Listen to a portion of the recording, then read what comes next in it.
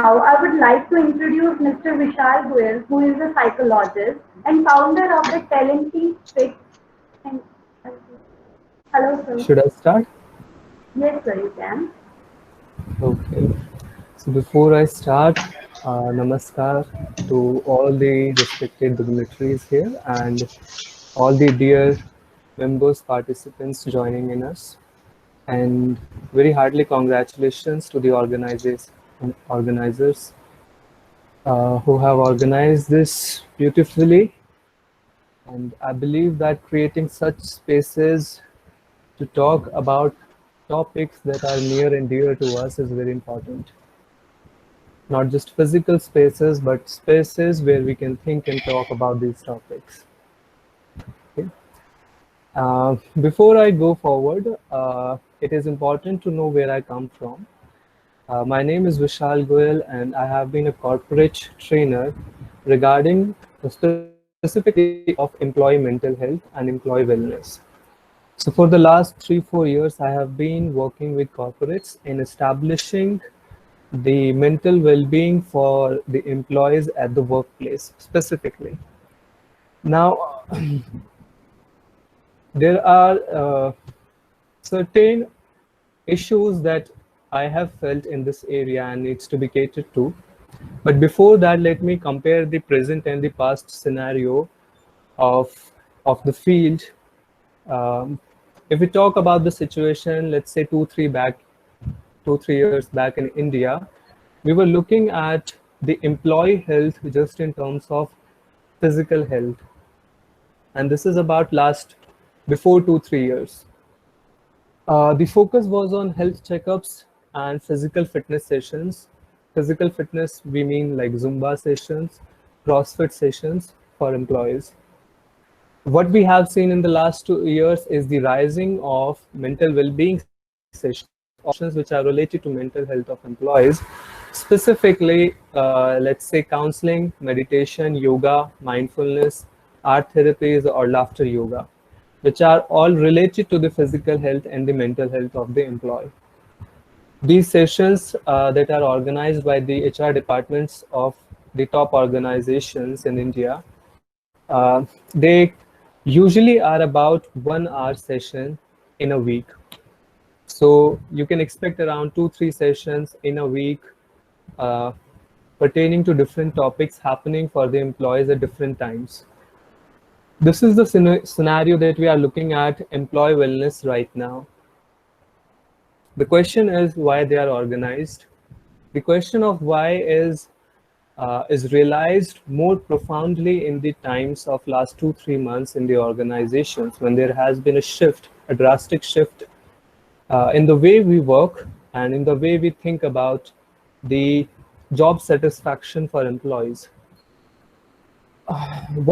Some of the problems that we have realized in the organizational settings are because the employees are working most of the time continuously on different tasks. They are multitasking and their attention is divided.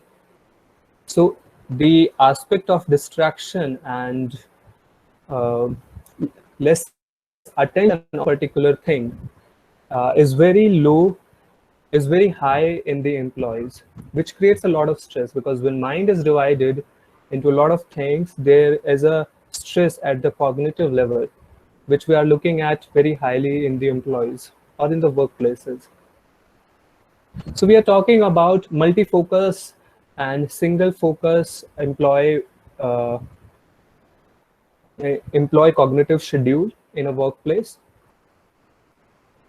The other problem is related to how they feel. So employees very specifically are lacking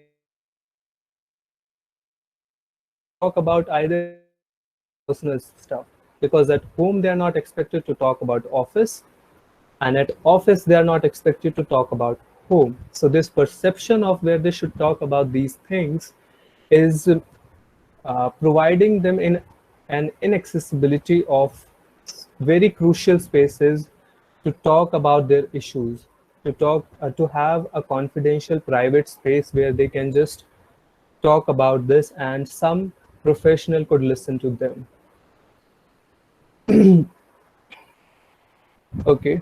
In this regard, there is a very high dearth of de-stressing methodologies, de-stressing spaces, and de-stressing time schedules in the professional life, in the workplaces.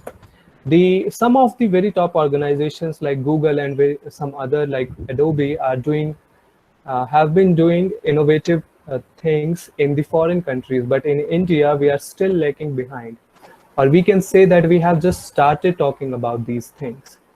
So yes, there is a positivity in the sense that we are talking about mental health and wellness in the workplaces, but there it is just a start. We need to do a lot right now. Okay, another very important factor affecting employees right now is the perception of continuous work pressure.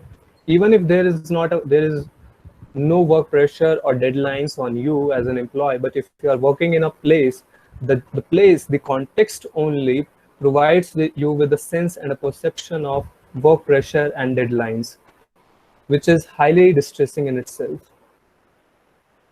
90% of employees have biological ages less than their chronological ages, sorry, higher than their chronological ages. If I'm working in a company and if I'm, let's say, 30 years old, my biological age is coming to 32, 35, 40. It goes very high also for some people. And we know this from a very very rigorous medical checkup called BC checkups, body composition analysis checkup. When we do this, we know what is my biological age and what is my chronological age. So the kind of stress and the other wellness issues that we see are very evident in the concrete health parameters also. What are the solutions? What can we do? Based on my experience and the work that I have done, I feel that in the current situation that we are in India regarding to the workplaces and workplace wellness for employees, some things that need to be done are, first, as an organization, as an employee, I need to understand the importance and severity of mental health, how it is related to my physical health, and my mental health, my physical health constitutes my well-being, and why and how much it is important to me. We should, as an organization, allocate annual budgets for it, because we don't do it.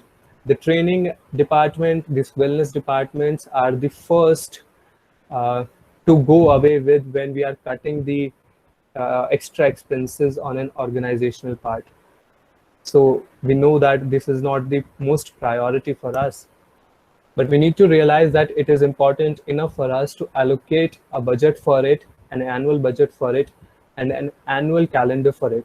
For the next year, how we are going to do things regarding wellness, how we are going to cater to the emotional and wellness, mental health needs of the employees.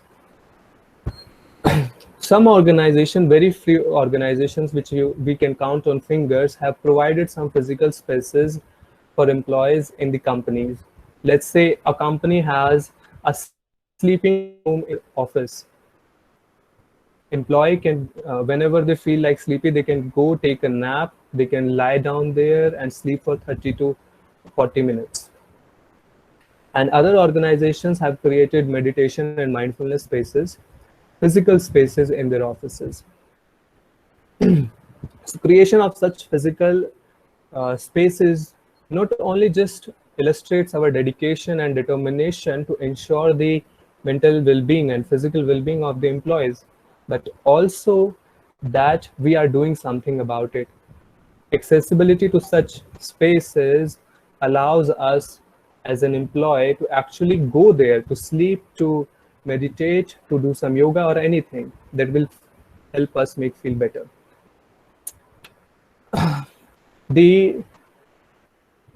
Right now, the usual conduct of this session is for 1 hour, but we need to either increase the hours or make them more regular. I think going with the regular programs is more important and more beneficial. So having one mindfulness or one meditation program in a week is not enough. You, based on your workforce, based on a number of employees, you should research and you should finalize a number, how many mindfulness, how many yoga programs you should have in a week. What should be the timeline of their repetition? Okay.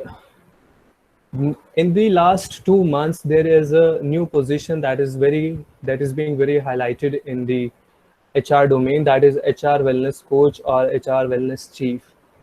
This position is just only because we have realized in the last 2-3 months that employees are going through a lot of stress and anxiety. So how we help them? So company fixed a position for that, that is HR wellness coach. I think this position is very important. Some organizations are not going with this position. They're calling it wellness coach or wellness counselor for their organization. Some are just calling them psychologists. But whatever the position name is, the thing that we need to realize is that there should be one person at least on permanent basis in our organization who takes care of these things, which is not there. I mean, 50 to 70% of organizations don't even consider what is employee well-being. Okay, right. Finally, coming to the counseling thing. Some of the organizations, very few organizations in India, even if I talk about Delhi where I reside, some very few organizations provide one-to-one counseling programs in India, where employees can go and talk to a professional. Now, this is really important to understand because we are missing on this thing. We are not providing our employees a space to talk about, to vent out, to talk about their emotional things. So even if I talk about Delhi, I can remember 3-4 organizations who I have seen providing this, and they provided it for some months, then left it. Then I am hoping them to start it again. Final recommendation that I feel on this thing is creating a confidential, private, and anonymous space where employees can come and talk to a professional will be very therapeutic, de-stressing for them, and will enhance their well-being, the well-being of the employees. This is what I am currently working with and will be researching and exploring in the coming months and years. Apart from all the group sessions and programs that organizations held for wellness and employee well-being. So that is all from me. Thanks a lot. I'm open to any questions or suggestions that we all might have. Thank you. So thank you so much, sir, about your kind and great words about the wellness of the employee as well as the mental well-being of the people, as well as the counseling and yoga and the laugh therapy that you have saying your words. I am so grateful that we will keep these points every time in our mind, that how we have to do the physical spaces and everything rising of the mental well-being. Thank you so much, sir.